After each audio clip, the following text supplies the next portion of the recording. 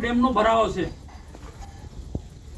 પીવાના પાણી આ રાજનીતિ સમજો સામાન્ય માણસને બી ખબર પડે તો સરકારમાં કેટલાક બેઠેલા લોકો જે ઉત્તર ગુજરાત ને સૌરાષ્ટ્રની જે લોબી જે છે કે નર્મદાનો એક ટીપું પાણી ઉપર નહીં આપવા દેવાનું।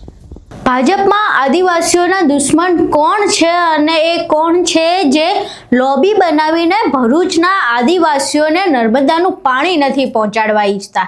આ વાત અમે નથી કહી રહ્યા, પરંતુ ભાજપના જ સાંસદ એવા મનસુખ વસાવા આ વિશે વાત કરી રહ્યા છે અને તેમણે પોતાની જ સરકારના અમુક નેતાઓ ઉપર આવો આરોપ લગાવ્યો છે।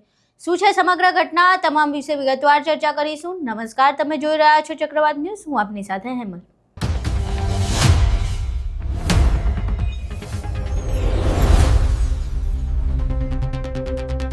ભરૂચથી સાંસદ એવા મનસુખ વસાવાએ પોતાની જ પાર્ટી પર ખૂબ જ ગંભીર અને ચોંકાવનારા આરોપો લગાવ્યા છે। હકીકતમાં મનસુખ વસાવાએ એક સભા દરમિયાન પોતાના વિસ્તારમાં પાણી ન આવવા વિશે આરોપો લગાવ્યા હતા। તેમનું કહેવું હતું કે અમારા વિસ્તારની બાજુમાં જો સરદાર સરોવર ડેમ બન્યો છે તો પછી અમને પાણી કેમ નથી મળતું, એ એક મોટો પ્રશ્ન છે। આ સિવાય તેમણે એવું પણ કહ્યું કે અમારી સરકારમાં સૌરાષ્ટ્ર અને ઉત્તર ગુજરાતની અમુક લોબી નથી ઈચ્છતી કે આ વિસ્તારમાં આદિવાસીઓને પાણી પહોંચે। શું કહી રહ્યા છે મનસુખ વસાવા અને કોના પર આરોપ લગાવી રહ્યા છે તે તેમના મોઢેથી સાંભળીએ। અહીં જોઈએ મનસુખ વસાવાનો એ વિડીયો। આખો ડેમનો ભરાવો છે, પીવાના પાણીનો આખો પ્રોજેક્ટ ત્યાં બની ગયો છે, ટૂંક સમયમાં ચાલુ થયેલા નર્મદા જિલ્લાના ભરૂચ કેટલા બધા એરિયાને એ પાણી આપવાનું છે। એમાંથી જ એ જ પાણી કણજી વાંદરીમાંથી આપણી કરજણમાંથી જે ડુમખલ વિસ્તાર જે છે ત્યાં નાખવાનું છે ને સીધું કરજણમાં આવે। જ્યારે કરજણમાં પાણી ઘટે ગિરીશભાઈ, આખો સામાન્ય માણસને બી ખબર પડે તો કરજણ ડેમમાં પાણી ઘટે તો એ પાણી ત્યાં નાખી દેવાય તો અહીંયા પાણી પૂરતું થઈ જાય। ઉનાળામાં બી ધમધમે ને ગંગાપુર ડેમમાં પાણી ઘટે તો નર્મદા ડેમનું પાણી જે લીપ કરીને એમાં નાખી શકાય। એટલે આ માંગણી સરકારમાં છે। હવે સરકારમાં કેટલાક બેઠેલા લોકો જે ઉત્તર ગુજરાત ને સૌરાષ્ટ્રની જે લોબી જે છે કે નર્મદાનો એક ટીપું પાણી ઉપર નહીં આપવા દેવાનું, એમને અહીંયા પાણી વપરાય ત્યાં ઓછું પડે। સમજો રાજનીતિ, આ રાજનીતિ સમજો। કેમ ભાઈ તમે સૌરાષ્ટ્રનો મને વાંધો નથી, આખા ગુજરાતને પાણી, પણ જ્યાં ડેમ બન્યો ત્યાં બી તો પાણી મળવું જોઈએ ને। અને જો આ મુદ્દા આપણે નહીં લઈએ ને તો આવનારા દિવસમાં વિરોધ પક્ષો લેશે। લોકો તમે ગમે એટલા કામ કરશો ને તમને છોડીને આવી આ વાત કરશે, તેમની બાજુ દોડી આ રાજનીતિ છે ભાઈ, રાજકારણ છે। આ મનુષ્યનો સ્વભાવ એવો છે, જ્યાં મળે ત્યાં દોડે। વાત બી સાચી છે ને ભાઈ, નર્મદા ડેમ આપણા બાજુ બન્યો ને ગરડેશ્વર તાલુકાને પાણી નહીં। નર્મદા ડેમ આમ ડેમ ના ગરડેશ્વર તાલુકો ત્યાં પાણી નહીં। તમે દાહોદ ને આપ્યું। મારી જે માંગણી છે સરકારમાં, ગરડેશ્વરને પણ પાણી મળવું જોઈએ નર્મદાનું, અને ડેડિયાપાડા, સાગબારા, વાલિયા, ઝઘડિયા, નેત્રંગને મને એક અધિકારી કે મનસુખભાઈ આ કઈ તમે વાત કરો છો, શક્ય નથી તે। મેં કીધું હોશિયારી ના મારું તું, મેં કીધું જે અધિકારી મેં કીધું હોશિયારી ના માર, તને સમજણ પડતું રાજીનામું આપી દે। ને હમણાં આવેલા કેટલાક ધારાસભ્ય, કેટલાક મંત્રીઓ ઉદ્ઘાટન કરવાની માહિતી આપવા નીકળી પડે, મનસુખ વસાવાના સાઈડ પર, મને ઈરાદાપૂર્વક સાઈડ પર એટલા માટે કે મનસુખભાઈ હોય ને તો આ માંગણી કરે લોકોની વચ્ચે, મીડિયાની વચ્ચે। તો મારી માંગણી ખોટી છે ભાઈ, બોલવું પડે છે તમારે। એ દિવસે તમારા હર્ષંગબેન બધાને કીધું ને આ મારા રાયસિંગભાઈ ની માંગણી છે, પાણી ચાલુ થઈ ગયું છે। હા ચાલુ થઈ ગયું। હવે જો તમે સમજી લેજો બીજું, આ લોકો કે આ પાણી અહીંયા નહીં ચાલે, આ પાણી અહીંયા નહીં ચાલ્યું। આ મેં તે દિવસે પેલી એક વાત કરી મારા ભાષણમાં, મને તો તે દિવસે ભાષણ બી નહોતા કરવા દેવાના। આટલા માટે હું સાચું બોલું ને, એટલે મારી પાસે એટલી તાકાત છે કે આદિવાસીઓના પ્રશ્નો માટે એકલો પણ લડી શકવાની મારામાં તાકાત છે।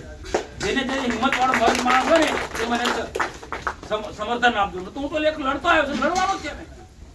આ મુદ્દો છોડવાનો નથી, આ મુદ્દો હું છોડવાનો નથી। મારી અલગ રીતના મીટિંગ બોલાવીને હું લોકોને કહીશ સાચી વાત, ઉશ્કેર્યું નહીં, હું ઉશ્કેરવાની વાત જ નથી કરતો, હકની વાત કરું। ગુજરાતની અંદર આપણા વિસ્તારની અંદર આદિવાસીના હક અને અધિકાર માટે લોકો ખાલી વાતો કરી છે. આ ગુજરાતની અંદર આપણા વિસ્તારોની અંદર આદિવાસીના હક માટે લોકોએ ખાલી વાતો કરી છે. જ્યારે તો નક્કર રીતના કામ કરવા માંગુ છું, સાચી રીતના આદિવાસીના હક ને અધિકાર અપાવી શકું છું. મેં ખાલી હંબક વાતો નથી કરતો ને, જેના માટે રાજ્ય સરકારમાં પાર્લામેન્ટની અંદર પુરાવા છે. આદિવાસી જંગલની જમીન મળે, આદિવાસીને કઈ રીતના વિકાસ કરી શકાય, એ બધું યાદ કહેવાનું હું કહું છું. મેં પણ કેટલાક લોકોને નથી ગમતું કે નર્મદાનું પાણી અહીંયા આટલે આપી તો નીચે ઓછું ઘટી જશે, ઓછું થશે. એમાં અમે શું કરીએ ભાઈ? એમાં અમે શું કરીએ? જ્યાં ડેમ બન્યો છે એને આસપાસ તો આપવું પડે ને. આ નર્મદાનું પાણી તમે કળજી વાંદરી સુધી જો તો આખો દરિયો સલકાયા કરે છે. તો એ પાણી લીપ કરીને ખાલી અહીંયા નાખવાનું છે ને. આદિવાસીના આગેવાન બન્યા, આદિવાસીના કાર્યકર્તા બન્યા હોય ને તો આદિવાસીના હિતની વાત કરવી પડશે. તમારે બોલવું પડશે. એટલું રીતેશ વસાવા છે કોઈના ઈશારે આ બધી વાતો કરશે ને તમને નુકસાન છે. મનસુખ વસાવાનું કોઈ નુકસાન નહીં, આદિવાસીને નુકસાન છે. તો વિશાળ ખાડીનો પ્રોજેક્ટ જાહેર બધાને બોલાય ને આપણે કાર્યક્રમ આ વાત મૂકતા ને સરકારમાં કે સાહેબ નર્મદા ડેમનું પાણી આ લોકો છે ને આ બધા કઠપૂતળી છે, એ કોકના ઈશારે કામ કરે છે. આ સમજી લીધો તમે. મનસુખ વસાવા નહીં બોલવાનું. મનસુખ વસાવા છે એટલે આ બધી માંગણી કરશે. ઈશ્વરભાઈ આવ્યા ત્યાં ગંગાપુર ના ડેમની વાત કરવા માટે. કેમ મનસુખભાઈને આદર નહીં લાગ્યો? હું ત્યાં હું એટલે હું વાત કરું ને કે મંત્રી તમારો આભાર માને, સરકારનો મેં આભાર માને, પણ આ ગંગાપુર ડેમમાં કરજણ ડેમમાં નર્મદાનું પાણી છોડ એ માંગુ એમને ના ગમે. કેમ ના ગમે ભાઈ? મને આ મુખ્ય વાત આ છે. બાકી કોઈ આ બધા આપણા બધા પારકા નથી, આપણા ઘરના જ છે, ભાઈબંધો જ છે, મિત્રો જ છે બધા. એ બીજાના ઈશારે બધા ચાલે છે. એ મને ખબર છે, એ તમને નહીં ખબર પણ ઉપરથી લાઈન દોરે છે. મનસુખભાઈને સાઈડ પર રાખવાનું. મનસુખભાઈને આ તે દિવસે ને કેવું બોલવા દીધો ને મને. આ તો ગણપતભાઈ છે ના, મનસુખભાઈને બોલવા દેવું પડે. મેં ગણપતભાઈને કીધું જો હું તો બોલીશ, ના તું કેવું છે મામાએ તો કેવું પડે ને. એ કોઈને ખુશામત કોઈને રાજી કરવાના એ મારો ધંધો નહીં.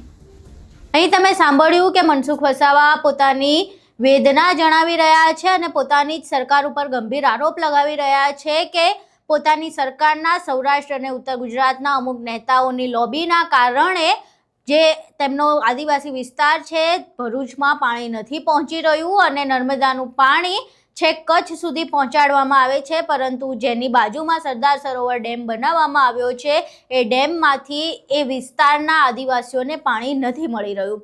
હાલ તો સમગ્ર મામલે તેમણે પોતાની જ પાર્ટીના અમુક નેતાઓ પર ખૂબ જ ગંભીર આરોપ લગાવ્યા છે. ટૂંક સમયમાં સ્થાનિક સ્વરાજની ચૂંટણી આવી રહી છે, પાછળ વિધાનસભાની ચૂંટણી 2027માં આવવાની છે, ત્યારે મનસુખ વસાવા દ્વારા લગાવવામાં આવેલા આરોપો રાજકીય રીતે પણ એક મોટું સ્વરૂપ ધારણ કરી શકે છે. અને સૌથી પહેલાં તો એ પ્રશ્ન ઊભો થાય છે અહીંયા કે મનસુખ વસાવા જે લોબીની વાત કરી રહ્યા છે એ કયા નેતા છે જેને આદિવાસીઓને પાણી પહોંચે એ નથી પહોંચાતું.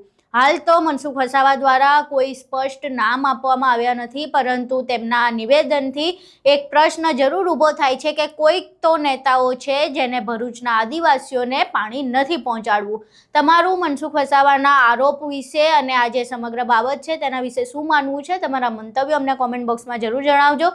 વિડીયો પસંદ આવ્યો હોય તો વિડીયોને લાઇક કરજો, શેર કરજો અને ચેનલને સબસ્ક્રાઈબ કરવાનું ભૂલશો નહીં. નમસ્કાર.